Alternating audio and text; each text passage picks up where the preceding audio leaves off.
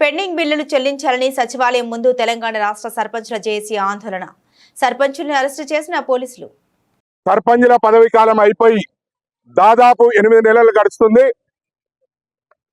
అదే విధంగా కాంగ్రెస్ ప్రభుత్వం రేవంత్ రెడ్డి గౌరవ ముఖ్యమంత్రి గారు 9 నెలలు అవుతున్నది అధికారంలోకి వచ్చి. కనీసం మా సర్పంచుల పెండింగ్ బిల్లుల మీద మేము ముఖ్యమంత్రికి 2 సార్లు వినతి పత్రాలు ఇచ్చినాం. అదే విధంగా డిప్యూటీ సీఎం కు 2 సార్లు ఇచ్చినాం. పంచాయతీరాజ్ మినిస్టర్ కి 5 సార్లు ఇచ్చినాం. అదే విధంగా అందరి మినిస్టర్లకు వినతి పత్రాలు ఇచ్చినాం. ఎమ్మెల్యేలకు ఇచ్చినాం. అధికారులు పంచాయతీరాజ్ కమిషనర్ నుంచి ప్రిన్సిపల్ సెక్రటరీ నుంచి ఎంపీడీ దాకా వినతి పత్రాలు అందజేసినాం. అదే విధంగా మేము మా పెండింగ్ బిల్లులు ఉన్నాయని రాష్ట్ర గవర్నర్ గారికి కూడా ఈ ప్రభుత్వం చెప్తే ఇంటలేదు. మా పెండింగ్ బిల్లులు ఇప్పించండి, మా సర్పంచులు అనేక మంది ఆత్మహత్యలు చేసుకున్నారు, చనిపోతున్నారు, మమ్మల్ని కాపాడమని మేము గవర్నర్ గారికి కూడా వినతి పత్రం అందజేసినాం.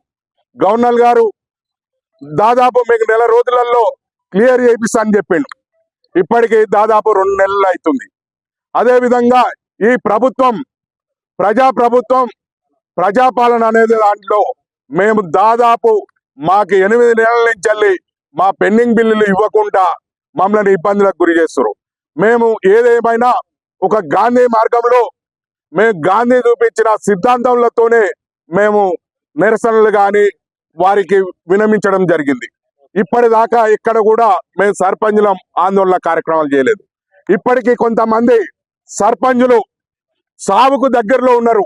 అప్పుల బాధ, వేధింపులు, వడ్డీలు కట్టలేక సావుకు ఆత్మహత్య చేసుకునే పరిస్థితిలో ఉన్నారు.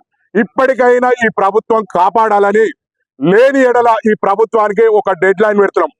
మేము ఇన్ని రోజులు చూసినాం, ఇక మా వల్ల కాదు. ఈ నెల 30 తారీఖు వరకు ఈ ప్రభుత్వం మా సర్పంచుల పెండింగ్ బిల్లుల మీద ఒక స్పష్టమైన వైఖరి ప్రకటించాలి. లేని ఎడల మేము ఆందోళన కార్యక్రమాలు ఎట్లా ఉంటాయంటే, మేము అవసరమైతే ముఖ్యమంత్రి క్యాంప్ కార్యాలయం కూడా ముట్టడిస్తేందుకు మేము సిద్ధమవుతాం. అదే విధంగా అన్ని జిల్లాలో ప్రభుత్వాన్ని దిష్టిబొమ్మ కూడా దహనం చేస్తాం. అదే విధంగా అధికారులని అనేక రకాలుగా మేము గ్రామాల్లో తిరగకుండా అడ్డుకుంటామని తెలియజేసేందుకు మాది 30 తారీఖు వరకు ఈ ప్రభుత్వం క్లియర్ గా సర్పంచుల పెండింగ్ బిల్ల మీద స్పష్టమైన వైఖరి ప్రకటించాలి.